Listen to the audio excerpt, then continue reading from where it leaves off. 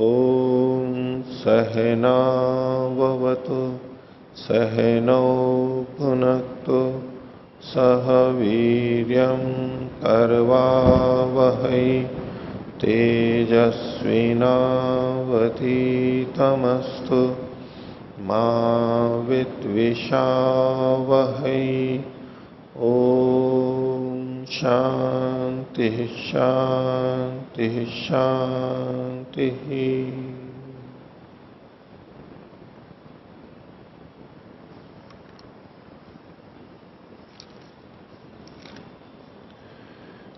मीमांसा दर्शन की 67वीं कक्षा मीमांसा दर्शन के प्रथम अध्याय के चतुर्थ पाद का 10वां अधिकरण अभी प्रारंभ करेंगे। पीछे 9वें अधिकरण तक हमने देखा था, तो आप में से किसी को पिछले पाठ में से पूछना है तो पूछ सकते हैं। हाँ, पृष्ठ संख्या 312। 312 है। भाष्ये तृतीया पंक्ति तेन अयम अनेन प्रकारेण योगः विहितो भवति। यागो विहितो भवति। यागो विहितो भवति। पुनः अग्रे पंचमे पंक्तौ उक्तवान् तस्मात् गुणविधय। तत्र तो यागो विहितो अस्ति, अत्र गुणविधय न कथम्? नहीं, यागो विहितो भवति मतलब याग का साक्षात विधान नहीं हुआ। कैसे हुआ? वहां आग्नेय शब्द देखा तो अग्नि देवता आ गया और उसको संकल्प करके कुछ दिया जाता है। इस रूप में याग विहित हो गया, मतलब याग से संबंधित सारी बातें आ गई। द्रव्य, देवता और त्याग तीनों चीजें आ गई, ये मतलब है वहां पर याग विहित हो गया है। याग के तीनों अंग द्रव्य, देवता और त्याग तीनों चीजें आ गई हैं, इसलिए वो विहित हो गया है। ठीक है। और आगे जो आप कह रहे हैं न शक्य संबंधो विधिमानो न शक्यते संबंधिना अब संबंधिनौ अविधाय विहितम इति वक्तुम तस्मात् गुण विधाया। तो ये तो यहां पर निष्कर्ष दिया गया है कि यहां गुण विधि नहीं है, नहीं इसलिए गुण विधि है, क्योंकि बिना गुणों को बताए ये विहित हो नहीं सकता है, तो गुणों का विधान भी यहां पर कर ही रहे हैं। तो याग विहित है का मतलब ये नहीं याग परिपूर्ण हो गया है वहां पर, ये कहना चाहिए यहां पर।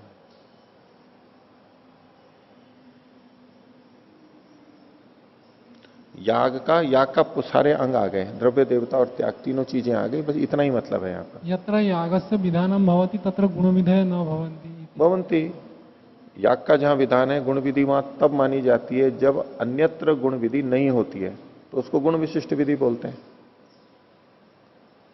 यदि अन्य जगह पे गुण का कथन कर चुके हैं तो यहां केवल याग का विधान होगा, गुण का केवल अनुवाद माना जाएगा। गुण विशिष्ट विधि यत्र भवति तत्र तो मत्वर्थ लक्षण भवति। ठीक है, लेना पड़ता है, मत्वर्थ लेना भी पड़ता है तो लेना होगा। तो तथा नास्ति। नहीं, यहां उस तरह से नहीं ले रहे हैं ना, ये यह तो आग्नेय शब्द है। आग्नेय में अग्नि देवता देवता रूप में है, ये मत्वर्थ वाला नहीं ले रहे हैं ना, मत्वर्थ वाला नहीं है ये। तो पुनः यागस्य अपि विधानम गुण विधि अपि नहीं, गुण विधि का ही विधान है यहाँ पर। ये जो यहाँ कहा जा रहा है ना सिद्धांति के द्वारा, ये गुण विधि ही है यहाँ पर।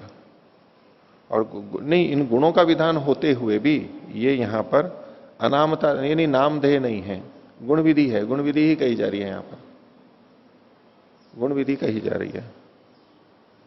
और क्योंकि ये अमावस्या और पौर्णमासी में तो दर्शपूर्ण मास का विधान तो अलग हो ही चुका है, तो याग का इष्टि का तो विधान है नहीं, केवल यहां पर गुणों का विधान किया जा रहा है। तो याग विहित पहले हो चुका है ना दर्शपूर्ण मास, दर्शपूर्ण मास इसके अतिरिक्त भी विहित हो चुका है। यहां याग विहित है का मतलब इतना ही लेना है कि द्रव्य, देवता और त्याग तीनों बातें पूरी आ गई, परिपूर्ण हो गया, याग का पूरा वर्णन आ गया यहां पर, इतने से अपने आप में परिपूर्ण हो गया, ये कहना चाहते हैं। अस्मिन् पृष्ठे सर्वथा नीचे सो अनुवाद गुण विधि अस्ति पुनः अनुवाद कथम। हाँ, ये अनुवाद जो कह रहे हैं, देखो गुण विधि में हमारे को यहां 3 चीजें प्राप्त हो रही हैं। इनका प्रश्न है कि ये सो अनुवाद है, क्यों कहा गया, अनुवाद क्यों कहा गया? जब गुण की विधि मान रहे हैं इनको, तो तो अनुवाद नहीं हो सकता, वो तो नया विधान ही होगा। ये इनका प्रश्न है। देखिए इसमें भाष्य की चौथी पंक्ति देखिए, न शक्यो अग्निम अष्टाकपालम च अविधाय विधातुम। तो इसमें जो गुण है, एक तो अग्नि गुण हो गया, अग्नि देवता गुण, दूसरा हो गया अष्टाकपाल, ठीक है, लेकिन 8 कपाल में पका हुआ पुरोडाश, ठीक है। अब नीचे देखिए ये क्या पंक्ति कह रहे हैं, सो अनुवाद से पहले वाली पंक्ति देखिए, यानी नीचे से दूसरी पंक्ति के अंत में, अष्टसु कपालेशु संस्क्रिय माणो। जो चीज 8 कपाल में पकाई जाती है, तो 8 कपाल में पकाया जाता हुआ यवमयो ब्रीहिमयो यवमयो व पुरोडाशय भवती, या तो जौ का हो चाहे चावल का हो, किसी का भी हो, लेकिन होता वो पुरोडाशी है, पुरोडाश के अतिरिक्त कुछ होता नहीं है। तो जहां अष्टकपाल की गुण विधि हुई, तो इससे पुरोडाश का विधान नहीं मान रहे। पुरोडाश तो अष्टकपाल कहने से अनुवाद के रूप में आ रहा है, तो पुरोडाश को ये गुण न कह करके,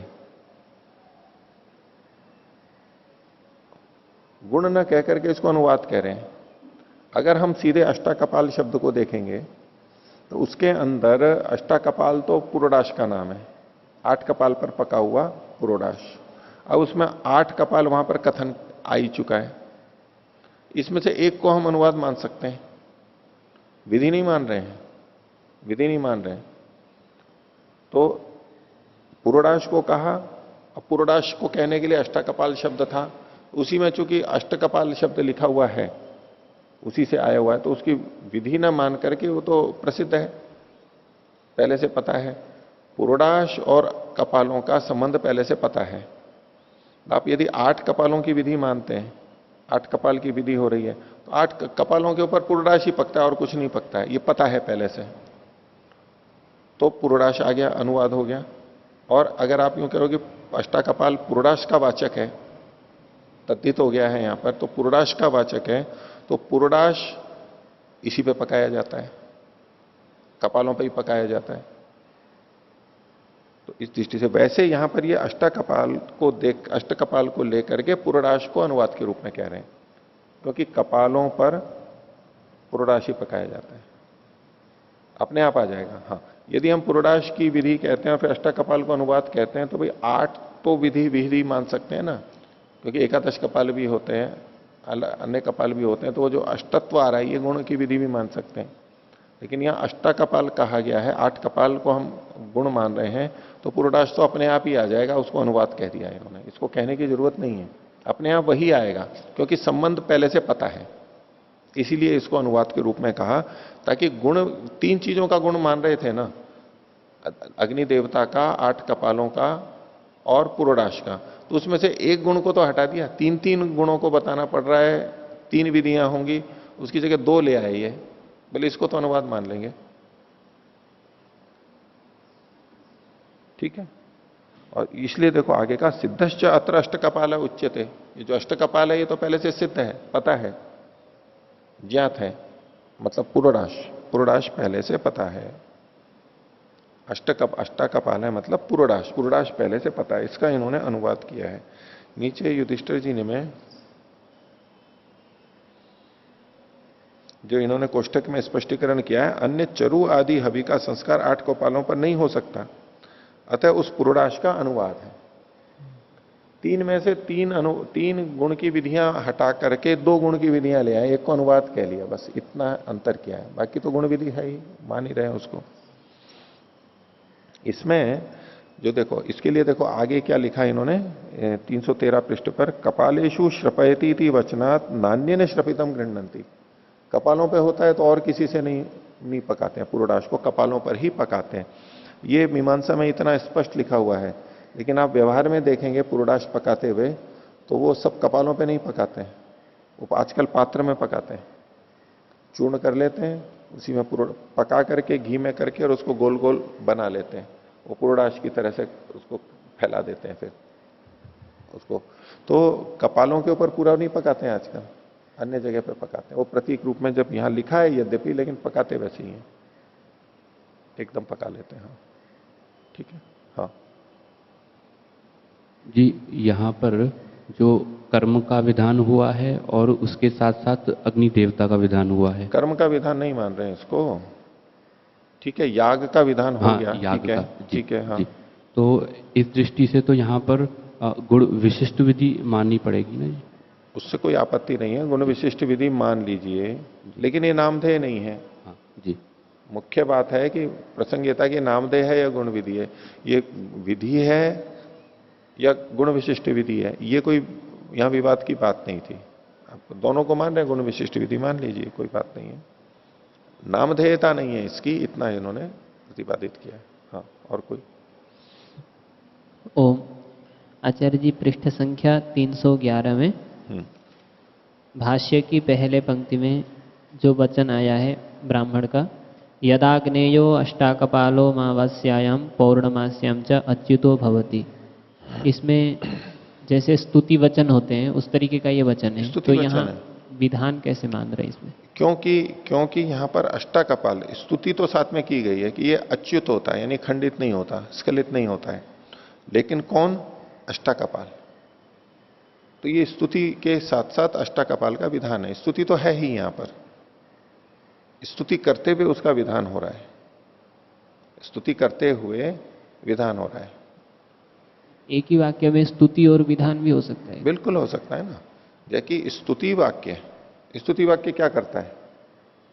प्रेरित करता है। अगर किसी चीज की विधि नहीं है, पृथक विधि नहीं है, और केवल स्तुति वाक्य है, तो स्तुति वाक्य ही विधि कर देता है। ठीक है, ये पहले आ चुका है। विधि वाक्य है, स्तुति वाक्य नहीं है, तो विधि वाक्य ही स्तुति भी कर देता है। इसमें कुछ प्रशंसा तो है, कुछ लाभ है, तभी भी विधान किया गया है, हो गया। अब विधि भी हो और स्तुति वाक्य भी हो, तो अब स्तुति वाक्य शेष केवल स्तुति करेगा, विधि नहीं करेगा। लेकिन इसकी अलग से विधि नहीं होगी।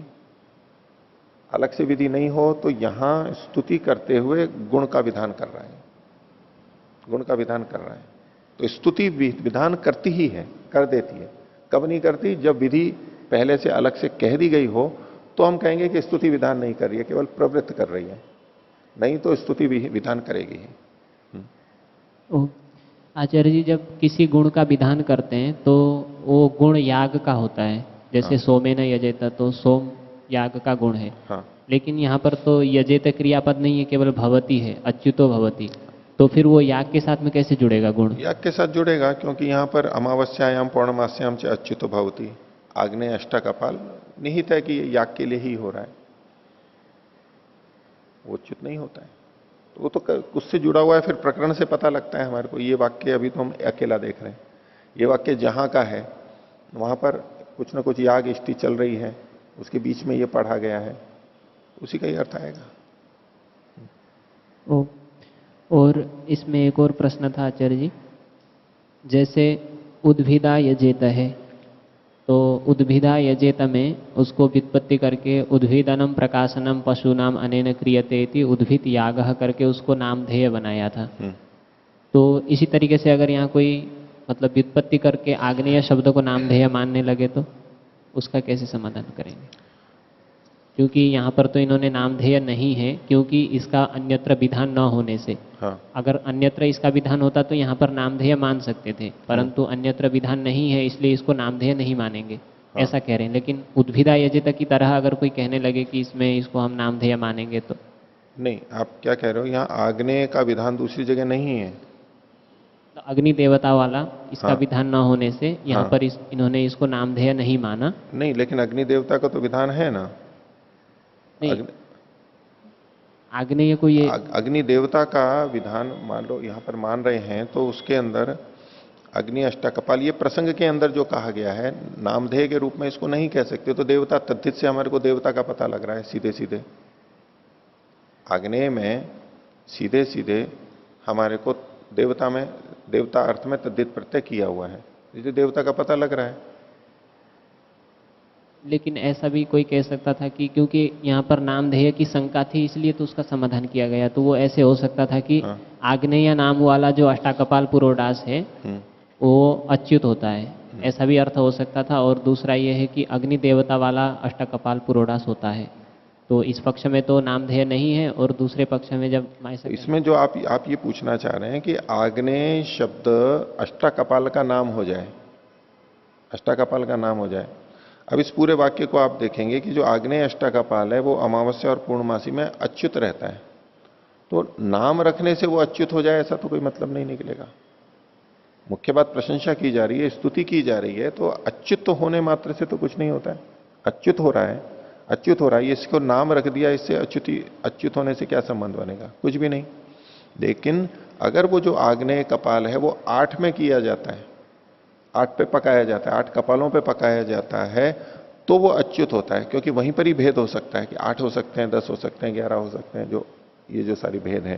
तो इसलिए चूंकि यहां पर स्तुति की गई है, उससे पता लगता है कि नाम नहीं हो सकता, क्योंकि इस तरह के वर्णन नहीं मिलते कि इसका नाम रखोगे तो इसलिए वो च्युत नहीं होगा। पृष्ठ संख्या 314 हाँ, सर्वथा नीचे ही अस्ति प्रसिद्ध ही संस्कार शब्दत्वे सादृश्यात् इति शक्यते वक्तुम। हम्म, तो प्रसिद्ध ही संस्कार शब्दत्वे एते शब्दा बर्हि आज्य आदयः हाँ। तो प्रसिद्धानि एव सन्ति। प्रसिद्ध है, ये शब्द संस्कारों में ही प्रसिद्ध हैं, संस्कार के रूप में ये प्रसिद्ध हैं। जो संस्कृत होते हैं उन्हीं को ये नाम दिए जाते हैं, आज्य और बरही आदि, ये प्रसिद्ध है। सिद्धांति तो निषेधम करो। हाँ, तो प्रसिद्ध ही संस्कार शब्दत्वे सादृश्यात इति शक्यते वक्तुम, उसी जैसा जो कोई दूसरा है उसके लिए कह सकते हैं। ये पूर्व पक्ष, ये सिद्धांति कह रहा है सादृश्य से नाम आ सकता है, क्योंकि पूर्व पक्षी ने क्या कहा था इससे पहले वाली देखिए, ननु उक्तम सादृश्याद एक देशे भविष्यन्ति। ठीक है, तो एक देश के अंदर हो जाता है, इसका प्रयोग हो जाता है। तो इनका कहना है कि वो जो प्रयोग किया गया है वो संस्कार शब्द चूंकि प्रसिद्ध था और उस जैसा होने से यहां पर किया गया है। एते शब्दाः लोकेषु संस्कारेषु एव प्रसिद्धाः सन्ति। न एते शब्दा लोकेषु संस्कारेषु एव न प्रसिद्धा सन्ति असंस्कृतेषु अपि सन्ति इत्येव लिखितम अस्ति। देखिए, इनका प्रश्न यह है कि संस्कार शब्द लोक में नहीं, ये बरही आदि शब्द लोक में संस्कृत ही, संस्कार किए हुए ही प्रयोग किए जाते हैं, इस ही को ही ये हटाना चाहते हैं। ही नहीं है, भी है, संस्कारित भी ये होते हैं शब्द, संस्कार किए हुए जब ये वस्तुएं होती हैं तब भी बरही आज्य आदि शब्दों का प्रयोग होता है, और बिना संस्कार किए हुए भी होता है। उसी को यहां पर इन्होंने बताया सिद्धांति ने कि बिना संस्कार तच्च अप्रसिद्धम, ऐसा प्रसिद्ध नहीं है कि ये संस्कार किए हुए ही प्रयोग किए जाते हैं, ऐसा प्रसिद्ध नहीं है, ही नहीं है, इसी को सिद्धांति कह रहा है, और उस समय के हिसाब से कह रहा है। ये आज जो आप बोल रहे हैं हो सकता है आज की स्थिति में ऐसा हो, लेकिन आज भी आज्य आदि शब्द बिना संस्कृत में भी होते हैं, प्रयोग किए जाते हैं। तो लोक में असंस्कृत में भी प्रयोग देखा जाने से ही इसको संस्कारवाची नहीं मान रहा है, सिद्धांति का पक्ष यही है। हाँ, और किसी को पूछना है? बोलिए। ओम। पृष्ठ संख्या 320 320 30 320 320 बोलिए। भाष की पहली पंक्ति। हाँ, असंस्कारे अपि दृश्यते निर्मंथमानस्य मोदनम पक्षामय इति, और निर्मंथेन योगात् पूर्वत यौगिक इति संस्कृतम। दूसरी पंक्ति यहाँ आगे कहा कि प्रोजनम संस्कार निमित्ते संस्कृतेन इष्टिका पक्तव्या। तो यहाँ पर जो प्रोजनम कहा है ये विधि, तो यहां जो ये प्रयोजन बताया गया, ये ईंटें कैसी होनी चाहिए, तो देखो अगर इसको संस्कार निमित्तक मानेंगे तो क्या होगा, और यदि इसको यौगिक मानेंगे तो क्या अंतर आएगा, क्रिया में क्या अंतर आएगा, उसको यहां पर ये प्रयोजन शब्द से कहना चाह रहे हैं। तो क्या लिखा इन्होंने, संस्कार निमित्ते, यदि ये शब्द संस्कार निमित्तिक है, संस्कार निमित्तक मानने पर या होने पर संस्कृते ने इष्ट का पक्तव्य, तो ये नियम बन जाएगा कि ईंटें जो भी पकाई जाएंगी वो संस्कृत अग्नि से ही पकाई जाएंगी, अर्थात असंस्कृत अग्नि से नहीं पकाई जाएगी। याग के लिए जो ईंटें काम में ली जाएंगी, उस इन ईंटों को पकाने के लिए विशेष प्रकार से संस्कृत जो अग्नि होगी उसी का प्रयोग होगा, दूसरे का नहीं होगा। अगर हम इसको संस्कार शब्द मानते हैं तो ये परिणाम आएगा, क्रिया के अंदर ये परिलक्षित होगा या हमें ऐसा करना पड़ेगा। और जाति शब्द जब इसको जाति शब्द मानेंगे तो जाति शब्द मानने पर, जाति शब्द होने पर क्या होगा? यथोपपन्नेन अग्निना इष्टकः पक्तव्य, वाक्य बनेगा। जैसे भी बनी हो वो अग्नि, जब हम यथा उपपन्न, उपपन्न मतलब बनी हुई, जैसे भी बनी हुई, तो जैसे भी बनी हुई जब हम बोलते हैं तो कि ठीक है, जैसे कैसे भी, यथा तथा, जैसे तैसे भी, जैसे भी हो। जब हम ये बोलते हैं पानी कैसे लाएं, गिलास में लाऊं, लोटे लाऊं, जैसे भी ले आओ। अब जैसे भी वो जैसे नहीं है कि उस तरह से लाओ, जैसे मतलब जैसे कैसे भी, यथा तथा। इसलिए यहां इन्होंने कहा यथोपपन्नेन अग्निना, जिस भी तरह से अग्नि बनी हो उससे पका लेना चाहिए। अगर जाति शब्द मानेंगे तो ये होगा। क्यों ऐसा होगा? क्योंकि जब अग्नि शब्द जब ये जाति में प्रयोग होगा तो वो किसी भी निमित्त से उत्पन्न हुई हो, उसमें अग्नित्व तो है ही, जातित्व तो है ही, तो बस उससे उसका ग्रहण हो जाएगा, तो सब किसी का भी प्रयोग हो सकेगा। और जब यहां पर निर्मंथम आनय, ये या तो पीछे जो हमारा सा था निर्मथ्येन इष्टकाः पचंती, ये जो निर्मथ्य शब्द आया इसका प्रयोजन क्या हुआ, क्यों निर्मथ्य शब्द आया? तो उसके लिए उन्होंने बताया था कि योगी के अचिर निर्मथितेन, योगी का अर्थ लेंगे तो चूंकि शीघ्र ही जो अग्नि बनी है, उत्पन्न की गई है, उससे ईंटें पकानी है। कोई अग्नि पहले से उत्पन्न की हुई है, रखी हुई है घंटों से, महीनों से, फिर उसको लेकर के ईंटें पकाएं, ऐसा नहीं, उसी समय ताजा हो। जैसे कि अभी हम अग्निदान करते हैं तो माचिस से भी जलाते हैं, तो करके और फिर करते हैं, ये अग्नि कैसी है? अचिर है, देरी से नहीं है, उसी समय उत्पन्न की और उसी से हम अग्निदान कर रहे हैं।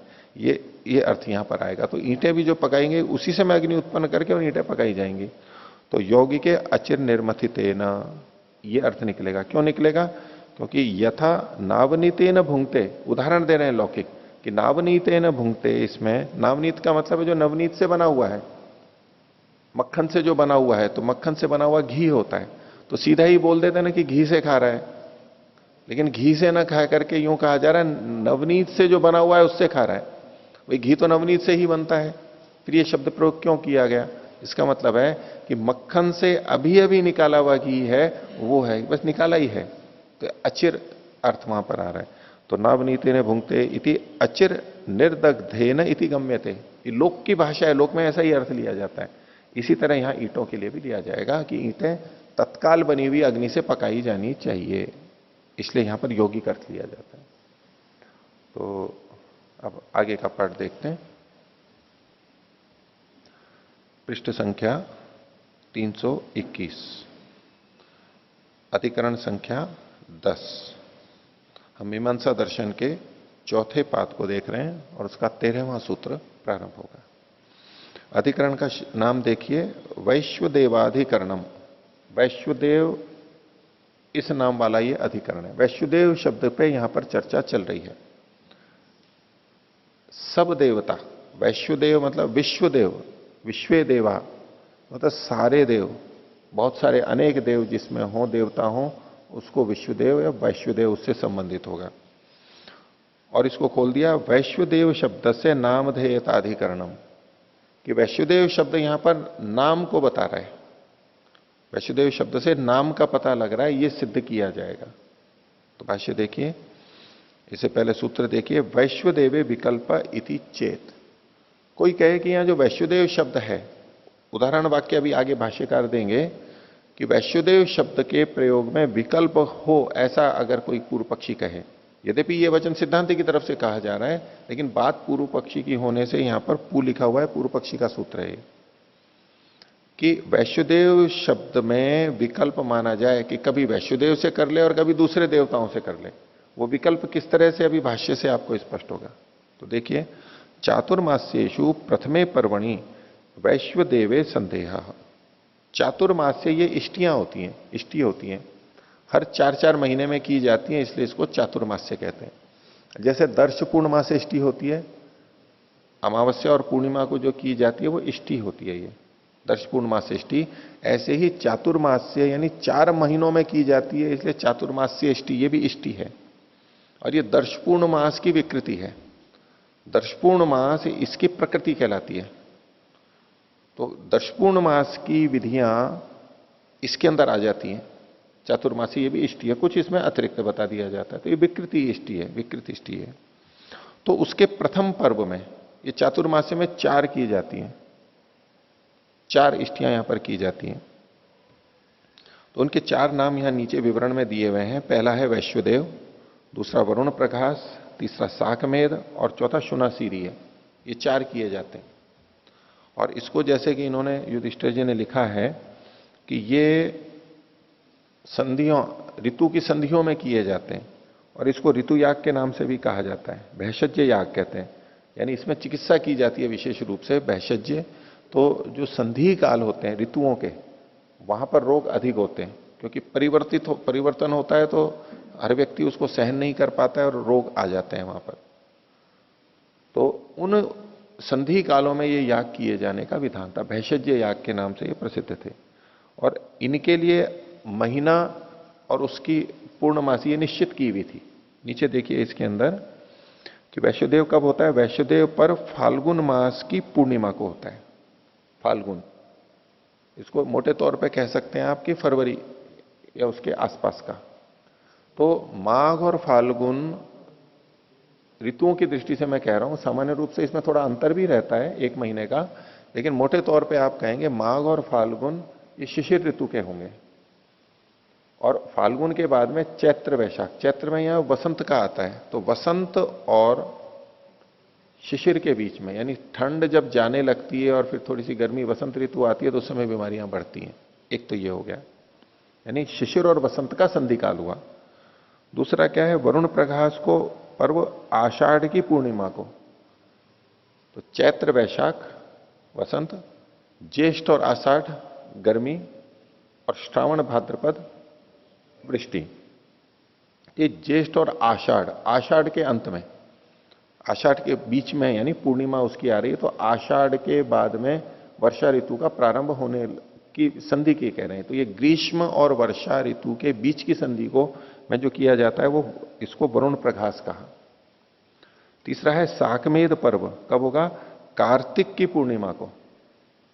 तो श्रावण भाद्रपद हो गए वर्षा के और आश्विन कार्तिक हुए शरद ऋतु के, और फिर मार्गशीर्ष और पोष। तो ये जो कहा गया ये शरद और हेमंत की संधि में कहा गया है। शरद और हेमंत की संधि में उस काल में कुछ आसपास का समय है ये। और जो चौथा है शुनासीरी, ये कभी भी बाद में इच्छा हो तब किया जा सकता है। तो युधिष्ठिर जी ने इसको भैषज्य याग कह करके संधि काल में इसको लिया है। ऋतुओं की संधियां यहां पर कुछ होती हैं इनके कारण से।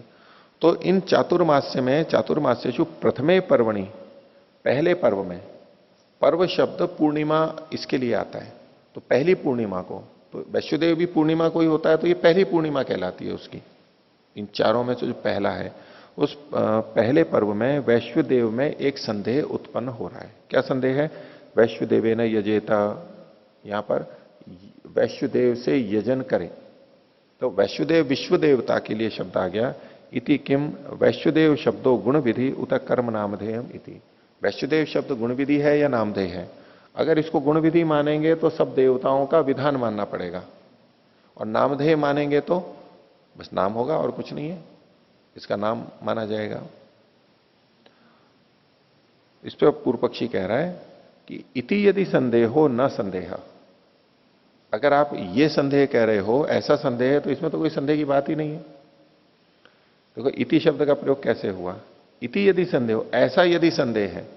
इति शब्द का प्रयोग हम वैसे बाद में करते हैं, ऐसा ऐसा इति उक्तवान, ऐसा उसने कहा। तो यहां पर वाक्य के पहले इति शब्द का प्रयोग किया गया है, ऐसा शायद देखने में नहीं आया होगा। इति यदि संदेह, ऐसा यदि आपको संदेह है तो न संदेह, इसमें कोई संदेह की बात नहीं है। क्यों नहीं है, तो कहा वैश्वदेवे विकल्प, वैश्वदेव में विकल्प मान लिया जाएगा। क्या विकल्प होगा, तो गुण विधिर वैश्वदेव शब्द, ये शब्द जो है गुण विधि है, गुणों का विधान कर रहा है। किस गुण का विधान करेगा, देवताओं का विधान करेगा। विश्वदेव शब्द से देवताओं का ग्रहण है तो उसका विधान करेगा। गुण विधिर वैश्वदेव शब्द। और क्यों है ये गुण विधि, तो गम्यते ही गुण विधानम, गुण का विधान यहां पर ज्ञात हो ही रहा है। कैसे? तो विश्व देवा विधीयन्ते आग्नेय आदिशु यागेशु। आग्नेय आदि जो याग हैं कौन से हैं वो भी बताता हूं। उसमें विश्व देवों का विधान किया गया है। ये जो 4 चातुर्मास्य के थे, इसके अंदर इसमें वैश्वदेव में इनके अंदर इसमें 30 आहुतियां दी जाती हैं। 30 आहुतियां दी जाती हैं। तो वहां पर प्रधान याग और आगे पीछे की कई तरह की आहुतियां होती हैं। इसमें क्या देखिए, पृष्ठ संख्या 226 के ऊपर ये 30 आहुतियां कौन कौन सी होती हैं, क्योंकि उससे जुड़ा हुआ बात है यहां पर। तो 326 पृष्ठ पर विवरण में नीचे वाले अनुच्छेद के प्रारंभ में देखिए, ये 30 आहुतियां कौन सी हैं? नव प्रयाजा इज्जन्ते, दूसरी पंक्ति। 9 तो प्रयाज होते हैं, नवानुयाजा 9 अनुयाज होते हैं, हिंदी में भी लिखा हुआ है नीचे। अष्टौ हविंशी 8 हवियां होती हैं। ये जो 8 हवियां हैं ये मुख्य याग की हवियां हैं। फिर उसके बाद 2 आघारो, 2 आघार होते हैं, और 2 आज्य भागो, 2 आज्य भाग होते हैं। इस प्रकार से 30 संख्या पूरी होती है। तो अभी हम केंद्रित हो रहे हैं, ये जो 8 हविंशी अष्टौ हविंशी है, मुख्य जो 8 याग की 8 आहुतियां हैं, उसके संदर्भ में आप पीछे देखिए, वापस वहीं आइए। उन्होंने कहा विश्व देवा विधीयन्ते आग्नेय आदिशु यागेशु। ये जो आग्नेय आदि याग हैं उसमें विश्वदेव का विधान किया। ये जो आग्नेय आदि याग हैं ये 8 हैं, 8 देवता हैं, और उन 8 की 8 आहुतियां हैं, हवियां हैं। वो क्या हैं? वो देखिए नीचे 321वें पृष्ठ पर दूसरी टिप्पणी, 321 पर नीचे दूसरी टिप्पणी संस्कृत में। तो 8 देवता और 8 की पंक्ति क्या है? आग्नेयो अष्टा कपाल, अग्नि देवता का 8 कपाल वाला पुरोडाश। सौम्यश्चरु, सोम देवता का चरु। सावित्रो 12 कपाल है, सावित्री देवता के लिए 12 कपाल वाला पुरोडाश। सारस्वतश्चरु, सारस्वत चरु होगा। पौष्णश्चरु, उष्णा देवता का चरु होगा। और मारुतः सप्त कपाल है, 7 कपाल का होगा मारुत का। और वैश्वदेव्याम इच्छा, वैश्वदेव की आमिक्षा होगी। आमिक्षा का मतलब छेना जैसा, दूध को फाड़ करके, दूध में दही डाल करके फाड़ देते हैं, पानी हटा देते हैं, और जो गाढ़ा बचता है वो आमिक्षा हुआ। और द्यावा पृथिव्या 1 कपाल, द्यावा पृथ्वी ये देवता हुआ, इसका 1 कपाल होगा, 1 कपाल पे पकाया हुआ पुरोडाश होगा। तो इन संख्या को आप देखेंगे तो 8 तो देवता हैं, 8 आहुतियां हैं। अब इसमें एक देखिए वैश्वदेव्याम इच्छा, वैश्वदेव शब्द यहां पर भी आया है। तो अगर मुख्य आहुतियां ये जो 8 दी जानी हैं, 8 देवता हैं, तो यहां जो संस्कृत में लिखा है ऊपर विश्वे देवा विधीयन्ते आग्नेय आदिशु यागेशु, आग्नेय आदि जो याग हैं वो आग्नेय आदि याग कौन से? ये जो 8 है नीचे, इन 8 के स्थान पर वैश्वदेव का विधान कर दिया गया। यानी 8 की जगह पे 1 से किया जाएगा। यहां पर 1 होगा। तो इन्होंने कहा कि यहां ये गुण की विधि की गई है। वैसे तो 8 अलग अलग देवता थे, उन 8 अलग अलग देवताओं में विश्वदेव भी देवता था एक, वो भी एक था। लेकिन अब जो कहा गया वैश्वदेव ने यजेता, इसका मतलब हुआ उन 8 की जगह पे वैश्वदेव से किया जा रहा है केवल।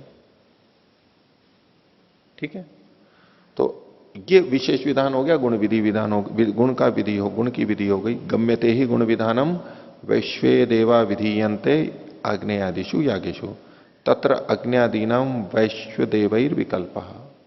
अब विकल्प कैसे होगा कि उधर 8 देवता और उनकी आहुतियां वो भी कहा गया है, और यहां वैश्वदेव भी कहा गया है उन 8 की जगह पे, तो दोनों ही होने हैं, तो विकल्प होगा। कभी एक पक्ष में विश्वदेव से भी करेंगे और कहीं 8 को जैसे अलग अलग है वो भी करेंगे, ये पूर्व पक्षी का मत है। इसलिए इसने गुण विधि से पहले क्या कहा कि वैश्वदेवे विकल्प, विश्वदेव जो प्राप्त हो रहा है ये विकल्प से प्राप्त होगा। एक तरफ 8 होगा और एक तरफ ये अकेला होगा। एवं प्रसिद्ध अर्थवती भविष्यति, और ऐसा कहने पे जो प्रसिद्धि है, यानी विश्वदेव शब्द है, विश्वदेव है सारे देव, अनेक देव, ये जो इसका अर्थ है प्रसिद्ध है वो भी सार्थक हो जाएगा, यहां लागू हो जाएगा। तो इसका उत्तर अब सिद्धांति दे रहा है। 14वां सूत्र।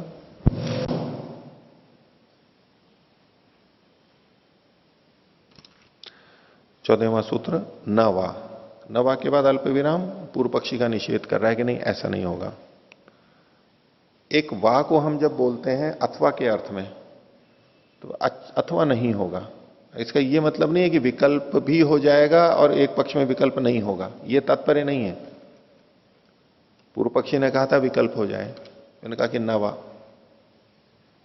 तो वा अथवा अर्थ में निषेध करेंगे तो निषेध एक पक्ष में लगेगा, दूसरे पक्ष में विकल्प भी प्राप्त होगा, ऐसा नहीं है यहां पर। यहां तो संयोग से विकल्प ही है और फिर विकल्प हो रहा है, ऐसा होता नहीं है। लेकिन कुछ और का विधान है और नवा करके निषेध किया जा रहा है, इसका मतलब निषेध ही है, वो विकल्प नहीं है, निषेध का विकल्प नहीं कर रहे। तो नवा विकल्प नहीं होगा। क्यों? प्रकरणात् प्रत्यक्ष विधानाच। एक तो प्रकरण से भी बलवत्ता देखेंगे, अभी नीचे व्याख्या में आएगा, और प्रत्यक्ष विधान होने से भी। प्रकरण से क्या विधान होगा, प्रत्यक्ष क्या विधान होगा, उसको भी भाष्य में समझेंगे। न ही प्रकरणम द्रव्यस्य, ये प्रकरण द्रव्य का है ही नहीं। इसमें नवा के बाद अल्प विराम और प्रकरणात् प्रत्यक्ष विधानाच, यहां भी अल्प विराम। अब सूत्र तो ऐसा है, इसका शाब्दिक अर्थ तो ये हो गया, लेकिन इसका जो तात्पर्य है वो भाष्य पहले देखते हैं और फिर इसको भी देखेंगे ये किस चीज को कहना चाह रहे हैं। तो सूत्र अर्थ कहा नहीं तदेवम, ये ठीक नहीं है। प्रत्यक्ष श्रुति विहिता अग्नि आदय है। अग्नि आदि जो देवता हैं वो प्रत्यक्ष श्रुति से विहित हैं। प्रत्यक्ष श्रुति कौन सी है? 321 पर जो हमने नीचे देखा था, आग्नेयो अष्टा कपालय, ये प्रत्यक्ष श्रुति है। प्रत्यक्ष श्रुति कैसे है ये? आग्नेय ये प्रत्यक्ष श्रुति कैसे है? क्योंकि यहां पर तद्धित से देवता कहा गया है।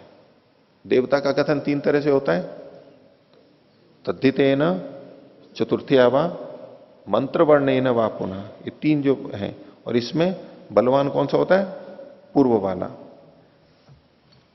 तद्धितेन चतुर्थी वा मंत्र वर्णेन वा पुनः देवताया विधिस तत्र दुर्बलम तु परम परम, बाद वाला दुर्बल होता है।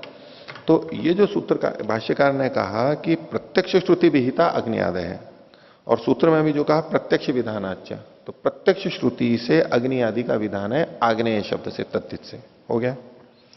तेषाम यागानाम विश्वे देवा वाक्येन, उन्हीं यागों में जो विश्वे देव का विधान किया गया है वो कैसे किया गया? वाक्य से किया गया है। ये जो वाक्य हमने देखा था विचारणीय, वैश्व देवेन यजेता, अब यहां पर विश्वदेव को जो विधान किया जा रहा है ये यहां पर वाक्य से किया जा रहा है कि उन देवताओं की जगह पे विश्वदेव देवता से यजन करे, ये वाक्य से विधान किया गया। प्रकरणात् तेनैव नान्येन इति गम्यते। अब यहां पर देखिए कि जो श्रुति आदि से विहित थे अग्नि आदि, उनके द्रव्य यानी हवियां वो साथ में पढ़ी गई हैं अलग अलग, 8 की अलग अलग पढ़ी हुई हैं। अब जो वैश्वदेवी ने यजेत देवता का कथन कर दिया गया, लेकिन इसकी हवि कौन सी होगी ये तो वहां नहीं कहा गया, हवि का उल्लेख नहीं है। तो हवियां कैसे प्राप्त होंगी? तो उसके लिए उन्होंने कहा प्रकरणात्, प्रकरण से प्राप्त हो जाएंगी। उस प्रकरण में जो हवियां कही गई हैं वो हवियां विश्वदेव को भी प्राप्त हो जाएंगी। तो प्रकरणात् तेनैव, तेनैव मतलब तेनैव द्रव्येण, उसी द्रव्य से इसको आहुतियां देनी होगी, इनके लिए आहुतियां दी जाएंगी। न अन्य नेति गम्यते, अन्य द्रव्य नहीं लिए जाएंगे। यदि वैश्वदेव ने यजते के साथ कोई द्रव्य दे दिया गया होता तब तो वही हो जाता, लेकिन नहीं है, तो अन्य जो हवियां कही गई हैं उनका ग्रहण होगा, अन्य का नहीं हो सकता है। ये कैसे पता लगा? प्रकरण से पता लगा, सीधा श्रुति नहीं है, वाक्य भी नहीं है, लिंग भी नहीं है, प्रकरण से पता लगा। आगे, न चायम विषम शिष्टो विकल्पो भवितुम अर्हति। ये जो विषम शिष्ट है, विषम का मतलब भिन्न भिन्न प्रकार से शिष्ट है, निर्दिष्ट है। विषम शिष्ट कैसे है? देखो, विकल्प तब होता है जब समान रूप से शिष्ट हो। 2 श्रुतियां कह रही हैं तो उनमें विकल्प हो जाएगा। 2 वाक्य कह रहे हैं यानी तुल्य बल है, तुल्य बल है तो उनमें विकल्प होगा। यदि तुल्य बल नहीं है, एक का बल अधिक है एक का कम है, तो अधिक बल वाला ही होगा, कम बल वाला रह जाएगा, विकल्प नहीं होगा वहां पर। तो जो अतुल्य बल का विधान होता है, अतुल्य बल के द्वारा विधान होता है, उसको विषम शिष्ट कहा गया है। विषम है, सम नहीं है ये। सम मतलब तुल्य, विषम मतलब अतुल्य। तो विषम शिष्ट है। विषम शिष्ट कैसे है, उसको जैसा इन्होंने बताया वो भी एक तरीका है, दूसरे भी और देख सकते हैं। तो न चायम विषम शिष्टो विकल्पो भवितुम अर्हति। अब देखिए, हम देवता के विधान को अगर देखेंगे तो उन्होंने पीछे क्या कहा था कि अग्नि आदि देवताओं का विधान प्रत्यक्ष श्रुति से है, हो गई बात। और वैश्वदेव का विधान किससे है, वाक्य से है। आगे कहा था ना, तेषाम यागानाम वैश्वदेवा वाक्येन विहिता, वाक्य से कहे गए। तो श्रुति और वाक्य ये विषम शिष्ट है, इसलिए इनमें विकल्प नहीं होगा, देवताओं का विकल्प नहीं होगा। पूर्व पक्षी ने कहा था देवताओं का विकल्प हो जाएगा, ठीक है। ये अर्थ युधिष्ठिर जी ने जो किया है उससे भिन्न मैं बोल रहा हूं अभी। पूर्व की पृष्ठभूमि को देखते हुए यहां यही आएगा, विषम शिष्ट क्या होंगे, श्रुति और वाक्य, ये दो अलग अलग विषम शिष्ट हो गए। तो इसमें जो श्रुति है वही मान्य होगी, वाक्य मान्य नहीं होगा। अगर यहां पर गुण विधि मानेंगे तो, विश्वदेव को गुण विधि मानेंगे तो यहां विषम शिष्ट होने से विश्वदेव नहीं होगा, वही 8 होने चाहिए। अब इसको दूसरे ढंग से देखिए, इन्होंने क्या लिखा था आगे, प्रकरणात् तेनैव नान्येन इति गम्यते। अब द्रव्य की दृष्टि से देखिए, पहले हम देख रहे थे देवता की दृष्टि से, अब द्रव्य की दृष्टि से देखिए कि द्रव्य का विधान, विश्वदेव देवताओं को जो द्रव्य का विधान है वो कैसे प्राप्त हुआ, वो प्रकरण से प्राप्त हुआ। और अन्य देवताओं को जो प्राप्त हो रहा है उसी सीधे सीधे श्रुति से, आग्नेय अष्टा कपाल है, सीधे श्रुति से प्राप्त हो रहा है, ठीक है। तो अब हम जो देखेंगे वो देखेंगे, दो में जो देखेंगे, श्रुति और प्रकरण में। श्रुति और प्रकरण में, तो श्रुति और प्रकरण में श्रुति बलवती होती है। तो वैश्वदेव को जो प्राप्त हो रहे हैं हवियां, वो इधर श्रुति से जैसा लिखा है वैसा ही होगा। बाकी प्रकरण से जो द्रव्य प्राप्त हो रहे हैं, 8 के 8, क्योंकि 8 देवता हटा करके वैश्वदेव एक लेके आ गए, तो अब हवियां तो वहां 8 कही हुई हैं, तो 8 की 8 वहां पर प्राप्त होने लगेंगी, 8 की 8 प्राप्त होने लगेंगी उसको। तो इन्होंने आगे कहा, देखिए, न ही प्रकरणम श्रुतस्य द्रव्य से बाधने समर्थम। जो वैश्वदेव है, वैश्वदेव्याम इच्छा, वैश्वदेव से आमिक्षा जुड़ा हुआ है, तो जो ये प्रकरण है, प्रकरण से जो 8 आहुतियां प्राप्त हो रही हैं, वो श्रुतस्य द्रव्य से बाधने समर्थम नहीं, श्रुत द्रव्य के बाधन में समर्थ नहीं है। प्रकरण से जो कहा गया वो श्रुत का बाधन नहीं कर सकती। और श्रुत का बाधन कैसे हो रहा था यहां पर, क्योंकि पूर्व पक्षी ने ऐसे प्रस्तुत किया था कि विकल्प होगा, और विकल्प में बाधन कब होता है, पक्ष में होता है। यहां बाधन का मतलब यह नहीं है कि पूरी तरह से हटा दिया हो, एक आया और उसने दूसरे को बाधित कर दिया तो पूरा का पूरा हट गया वो, ऐसा यहां तात्पर्य नहीं है। क्योंकि पूर्व पक्षी ने विकल्प को बता रखा है, और अब बाधित करेगा मतलब पक्ष में बाधित करेगा। एक पक्ष में श्रुति से जो होना है वो भी हो जाएगा, और दूसरे पक्ष में जब प्रकरण से लेंगे तो श्रुति वाला नहीं होगा, प्रकरण से हो जाएगा। तो पक्ष में बाधित होने की बात कही। तो अब देखो यहां पर एक तो श्रुति शब्द आया और एक प्रकरण आया, तो इन दोनों में विषम शिष्ट है, ये विषम शिष्ट है, समान नहीं है। इसलिए श्रुति के अनुसार ही यहां पर होना चाहिए। और इसकी पुष्टि हमारे को सूत्र से भी होती है। सूत्र में क्या लिखा है, नवा प्रकरणात् प्रत्यक्ष विधानाच, प्रकरण शब्द लिखा है और प्रत्यक्ष विधान यानी तो श्रुति, ये दो चीजें हो गई। तो इसी के अनुसार युधिष्ठिर जी ने भी नीचे लिखा है, हिंदी में भी, जहां लिखा है कि इनमें विषम रूप है। तो विषम रूप क्या है, प्रथम श्रुति तथा प्रकरणानुरोध विषम होने से, इन दो के अंदर किया है।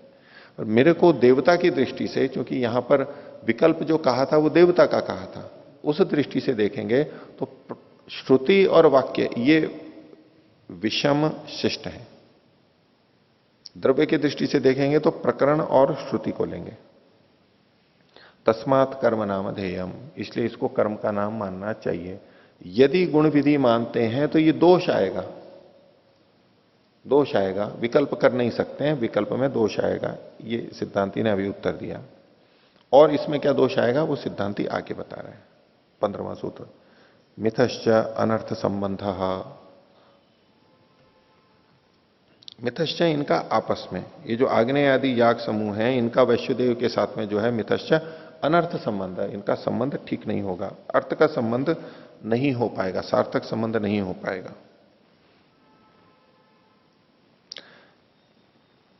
इसमें पिछली पंक्ति एक बार फिर देखिए, न ही प्रकरणम श्रुतस्य द्रव्य से बाधने समर्थम। तो इसमें जो है न ही प्रकरणम, प्रकरण जो है ये द्रव्य का विश्वदेव के साथ में संबंध, प्रकरण से क्या होगा, द्रव्यों का विश्वदेव के साथ में जो संबंध हो रहा है वो प्रकरण से हो रहा है। और श्रुतस्य द्रव्य से, द्रव्य का आग्नेय आदि से संबंध, द्रव्य का आग्नेय आदि से संबंध, द्रव्यों का यानी हवियों का विश्वदेव के साथ में जो संबंध होगा वो प्रकरण से, और द्रव्य का आग्नेय आदि देवताओं के 8 देवताओं के साथ में जो संबंध होगा वो श्रुति से होगा। अब देखिए ये अगला सूत्र, मितश्च अनर्थ संबंध, भाष्य देखिए।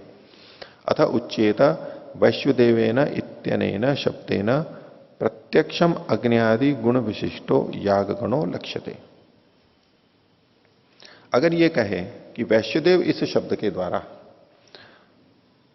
जो प्रत्यक्ष अग्नि आदि कहे गए हैं, अग्नि आदि गुणों से विशिष्ट याग गण को लक्षित किया जा रहा है, याग का जो समूह है उसको लक्षित किया जा रहा है, यानी ये नामधेय है, इस ढंग से कोई कहे तो वैश्वदेव शब्द इन सब देवताओं को कह रहा है।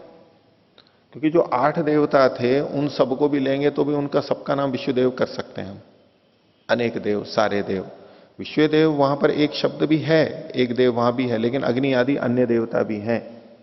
उन सबको देखेंगे तो उन सबका नाम विश्वदेव रखा जा सकता है।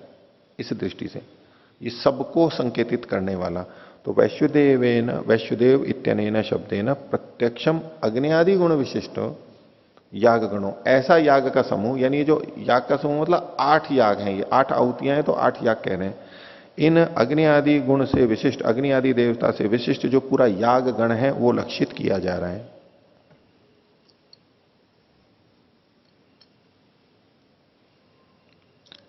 अच्छा, क्यों किया जा रहा है, क्यों लक्षित किया जा रहा है, तो उसके लिए हेतु दे रहे हैं। यतो ही, इसका अध्ययन करेंगे, क्योंकि वैश्वदेवी ही तत्र आमीक्षा समवैती, वहां पर विश्वदेव से संबंधित आमीक्षा वहां पर समवैती यानी साथ में पढ़ी गई है। वो जो हमने 8 पढ़े थे इनके अंदर नीचे वैश्वदेव्यामीक्षा ये शब्द जो पढ़ा हुआ है, तो वहां चूंकि विश्वदेव शब्द पढ़ा गया है इसलिए वो इन सबको लक्षित कर रहा है, इन सबको लक्षित कर रहा है। ये कैसे किया जाता है, इसको छत्री न्याय से बोलते हैं। छत्री न्याय, छत्री न्याय का क्या मतलब हुआ कि बहुत सारे लोग जा रहे हैं, उनमें से एक के पास में छतरी है केवल, तो भी कहेंगे कि छतरी वाले जा रहे हैं, एक के पास में। और दूसरा होता है दंडी न्याय, उसमें भी सबके पास में डंडे नहीं होते हैं, लेकिन बहुतों के पास में डंडे होते हैं और कुछ के पास में नहीं होते हैं, तो कहते हैं डंडे वाले जा रहे हैं, बंदूकों वाले जा रहे हैं, वो दंडी न्याय होता है। इसके बारे में युधिष्ठिर जी ने लिखा है, प्राय करके क्या छत्री न्याय और दंडी न्याय को एक ही मान करके चलते हैं। दोनों में समानता क्या है कि सबके पास में छाता नहीं होता, सबके पास में डंडा नहीं होता है, सबके पास में नहीं होता है, ये बात तो दोनों में समान है। अगर सबके पास में छाता हो, सबके पास में डंडा हो, फिर कह रहे हैं कि छाते वाले जा रहे हैं, डंडे वाले जा रहे हैं, तब तो न्याय लाने की जरूरत ही नहीं है, वो तो सीधे स्पष्ट है। पर इन दोनों में भी भेद क्या है कि यदि एक के पास में छतरी है और किसी के पास में नहीं है तो भी तो कहते हैं छत्री न्याय, छाते वाले जा रहे हैं। और अनेकों के पास में डंडा हो, कुछ के पास में नहीं हो, तो कहते हैं दंडी न्याय। अब ये 8 देवता कहे गए थे, विश्वदेव नाम कितने का था, केवल एक का था, उन 8 में से एक ही का तो था वैश्वदेव्यामीक्षा, और इन 8 को विश्वदेव नाम से कहा जा रहा है।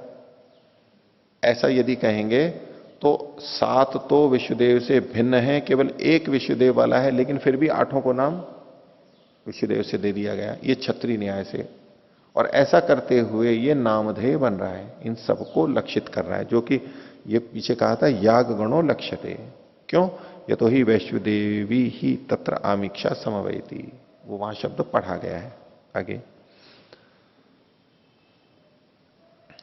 यदि वैश्वदेव शब्देन याग गणो लक्ष्यते,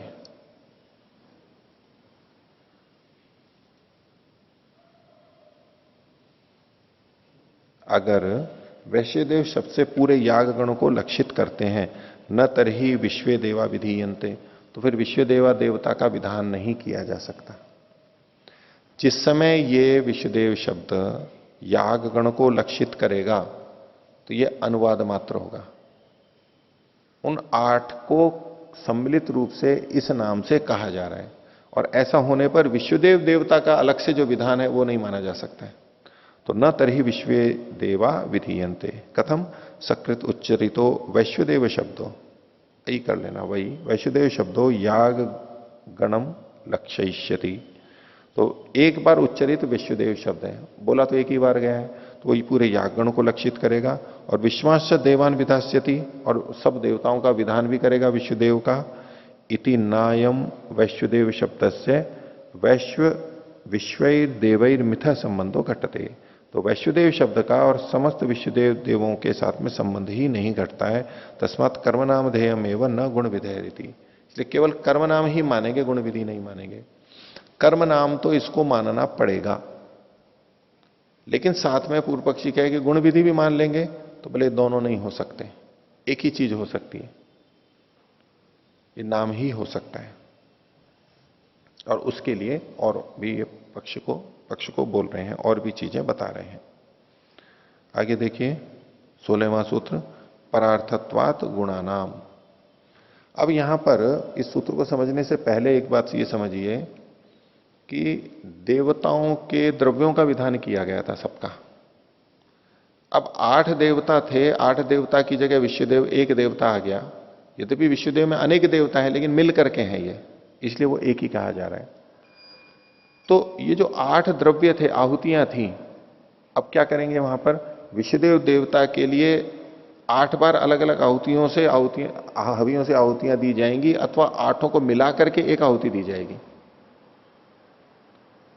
यदि 8 आहुतियों को देख करके विश्वदेव को भी 8 बार बोला जाए, वैश्वदेव ने यजेता, इसको 8 बार किया जाए, 8 बार किया जाए 8 आहुतियों के कारण से, एक ये शैली हो गई।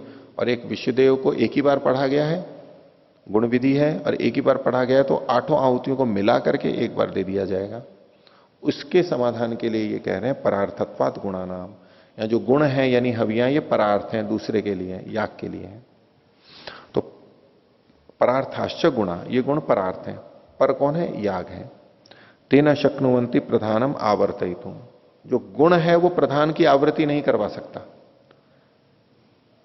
8 हवियां हैं, इसको देख करके 8 बार विश्वदेव देवता के लिए आहुति दी जाए, ऐसा नहीं हो सकता। विश्वदेव देव एक याग हो गया और आहुति 8 है, इसलिए वो 8 बार करना पड़े, ऐसा नहीं होगा। क्यों नहीं होगा, क्योंकि हवियां याग के लिए हैं, परार्थ हैं। तो बलवान कौन हुआ, याग बलवान हुआ, द्रव्य गौण हुए। तो जो गौण है उनके कारण से वो याग अनेक बार नहीं किया जाएगा। कई सेवकों ने अलग अलग भोजन बना दिए स्वामी के लिए, तो अब स्वामी इस सेवक का भी भोजन करे, उसका भी करे, 2-3 बार एक ही समय में बार बार भोजन करे, ये नहीं होगा। स्वामी के लिए वो है, स्वामी को जितना करना है उतना ही होगा। तो इसलिए इन्होंने कहा तेना शक्नुवंती प्रधानम आवर्तयितुम, प्रधान की यानी वैश्वदेव की आवृत्ति यानी 8 बार करना, ये नहीं, द्रव्य के कारण से नहीं हो सकता है। तेन सकृत याग कर्तव्य, इसलिए एक ही बार याग करना होगा। और एक करने में क्या होगा, न गुणानुरोध है न आवर्तितुम अर्हति, गुणों के अनुरोध से, हवियों के अनुरोध से 8 बार नहीं किया जा सकता है। संप्रतिपन्न देवतत्वाच्च न विरोध, और एक बार करने से विरोध भी नहीं होगा। कोई कहने लगे भाई विश्वदेव में भी तो सभी देवता हैं, तो उनको अलग अलग देवताओं के लिए अलग अलग आहुति दे दी जाए और फिर कह दिया जाए विश्वदेव को, नहीं, ये जो देवता है संप्रतिपन्न है, एक साथ आए हुए हैं यहां पर विश्वदेव शब्द में, इसलिए संप्रतिपन्न देवता है, इसलिए एक बार आहुति देंगे तो कोई दोष नहीं आएगा। आगे कहते हैं तत्रैकस्याम प्रधानाहुतौ त्रिंशद आहुतयो हुयन्ते, यहां पर इसमें एकस्याम प्रधान आहुति, एक प्रधान की आहुति होने पर यदि एक आहुति दी जाए तो त्रिंशद आहुतयो हुयन्ते, ये जो एक वचन है कि इसमें 30 आहुतियां दी जाती हैं, ये वचन इति त्रिंशद संख्या संपत्ति आवनीय आहुति नाम नावकल्पते, आवनीय आहुति में, आवनीय में जो आहुतियां दी जाती हैं उसकी 30 आहुतियां संगत नहीं हो पाएंगी यदि एक बार किया जाए तो। तस्मात् कर्मनामधेयम इति सिद्धम, इसलिए इसको कर्मनाम मानना चाहिए। अगर इसको गुण विधि मानी जाए तो 8 देवता की जगह एक देवता आया और उसको आहुतियों के अनुसार से 8 आहुतियां तो दे नहीं सकते हैं, इसलिए एक ही आहुति देनी होगी, और एक आहुति देंगे तो 30 नहीं बनेगी, 23 बनेगी। क्योंकि पीछे जो आहुतियों की संख्या बताई गई थी नीचे, इसमें 8 मुख्य आहुतियां हैं, बाकी आहुतियां जू की तू रहेंगी, यानी 22 आहुतियां जू की तू रहेंगी। लेकिन जो 8 आहुतियां थी, 8 देवता की 8 आहुतियां, उसकी जगह पे केवल एक ही आहुति दी जाएगी। तो एक आहुति दी जाएगी तो 7 कम हो जाएंगी, तो संख्या कितनी हो जाएगी? 23 हो जाएगी। तो इसलिए ये कह रहे हैं, यदि आप यहां पर विश्वदेव देवता की गुण विधि मानते हो, तो आप 30 संख्या पूर्ति करने के लिए 8 आहुतियों को तो 8 बार दे नहीं सकते, क्योंकि गुण के द्रव्य के कारण से याग को आप आवृत्ति नहीं कर सकते। तो आप एक ही आहुति दोगे, और एक आहुति दोगे तो ये वचन विपरीत जाएगा कि इसमें 30 आहुतियां होती हैं। इसलिए विश्वदेव को नाम ही मानेंगे, और वहां जो 8 देवता हैं उनको अलग अलग देवताओं के लिए अलग अलग 8 आहुतियां देंगे, तो 30 संख्या पूरी हो जाएगी। इस आधार पर निर्णय किया कि वैश्वदेव जो शब्द है ये नामधेय है। गुण विधि मानने पे शास्त्र की अन्य वचन से दोष आ जाता है। तो आज का पाठ इतना ही रखते हैं। प्रणव।